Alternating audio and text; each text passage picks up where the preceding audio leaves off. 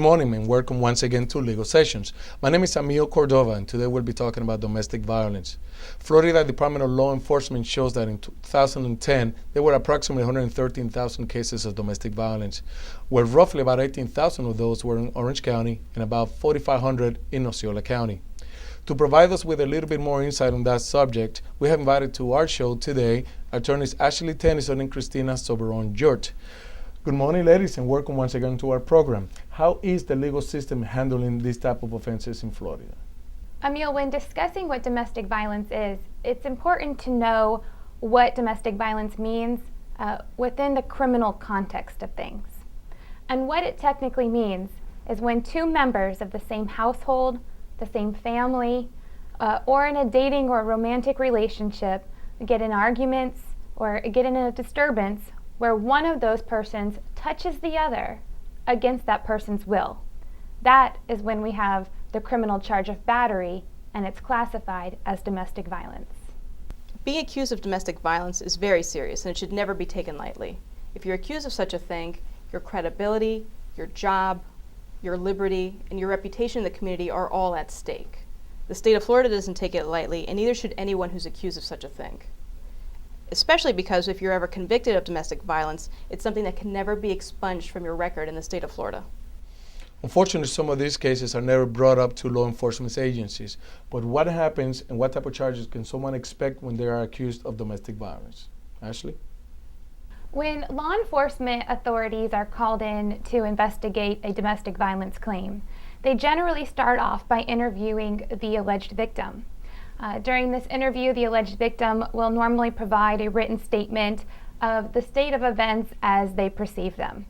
The officer then will likely take the word of the victim and then go confront the accused or the defendant. When this happens, 99% of the time, the accused or the defendant is then placed under arrest and taken to jail, where they will have to wait to face the judge. Once the accused faces the judge, he or she will have what's called a no contact order imposed against them. This means that that person is not allowed to have any contact whatsoever with the person who is accusing them, the alleged victim. Oftentimes, this can be detrimental to a couple involved in a heat of the moment argument. Things got out of control, and now both are left with essentially nothing and no way to communicate with one another. And sometimes it's a good thing because it protects a woman or a man who has become a victim of a crime. Either way, it's important to contact an attorney because this no contact order can be modified or can be changed in a manner where the parties may be able to retrieve belongings or may be able to have contact with one another if they so choose. On the other hand, when law enforcement speaks with the victim is often given a pamphlet or a packet that informs them of their rights. Victims have the right to be present at all courtroom hearings regarding the matter. Victims have the right to seek an injunction against the person who has violated them.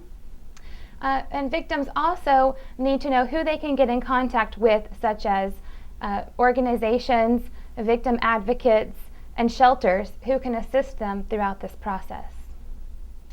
I understand that there have been circumstances when the victim decides not to press charges. What happens at this point, Christina? That's a very good question, Emil. Oftentimes victims do want to drop the charges. However, it's important to note that it's not the victim versus the defendant. Rather, it's the state of Florida versus the defendant, and so only the state attorney has the power to drop the charges. Now, this is one of the reasons why it's important to hire an attorney, because your defense attorney can talk to the victim and obtain a statement from the victim in which the victim gets to say, I want to drop the charges against this person, and they can help relay that information to the court and to the state attorney. Well, that's all the time that we have for today. I would like to thank attorneys Ashley Tennison and Christina Soberon-Llort for stopping by.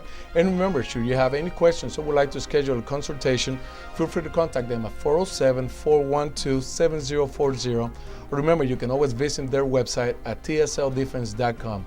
Thank you and have a great day.